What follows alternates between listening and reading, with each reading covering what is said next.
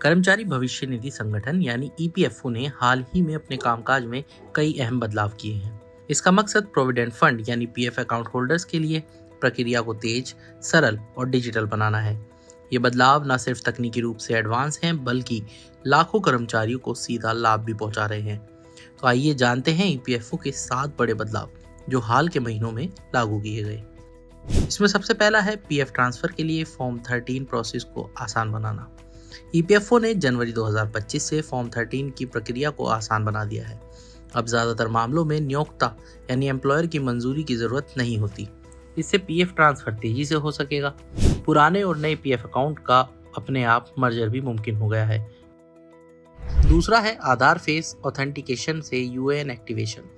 EPFO ने आधार based face authentication technology को लागू करते हुए उमंग ऐप के जरिए यूएएन जनरेट और एक्टिवेट करने की सुविधा शुरू की है। ये खासकर उन 70% सदस्यों के लिए फायदेमंद है जो अब तक यूएएन एक्टिवेट नहीं कर पाए हैं। तीसरा है बैंक अकाउंट लिंकिंग में एम्प्लॉयर मंजूरी की अनिवार्यता खत्म। अब पीएफ अकाउंट होल्डर अपने बैंक अकाउंट यूएएन से सीधे एनपीसीआई या बैंक के जरिए लिंक करा सकते हैं। पहले इस प्रोसेस में एम्प्लॉयर की मंजूरी जरूरी थी, जिससे औसतन 16 दिन लगते थे। ये अड़चन अब हट चुकी है। चौथा है चेक लीफ या पासबुक अपलोड करने की जरूरत नहीं। ऑनलाइन क्लेम फाइल करते वक्त अब सदस्यों को चेक लीफ या बैंक पासबुक की इमेज अपलोड करने की जरूरत नहीं है, बशर्ते उनका बैंक अकाउंट एनपीसीआई के जरिए वेरीफाइड हो।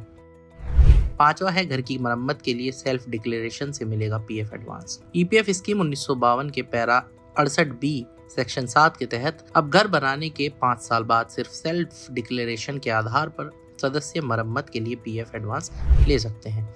हालांकि ये सुविधा तभी मिलेगी जब ये पहले लिए गए हाउसिंग एडवांस से जुड़ी ना हो। छठा है बिना आधार लिंक किए बल्क में यूएएन जनरेशन की सुविधा। ईपीएफओ ने एक नई व्यवस्था लागू की है जिससे एम्प्लॉयर ऐसे कर्मचारियों के लिए भी यूएएन जनरेट कर सकते हैं जिनका आधार लिंक नहीं है। ये फैसिलिटी खास तौर पर उन मामलों में दी गई है जहां पुराने पीएफ अंशदान को अब ईपीएफओ में मर्ज किया जा रहा है। सातवां और आखिरी एक मुश्त बकाया भुगतान अब डिमांड ड्राफ्ट से भी संभव।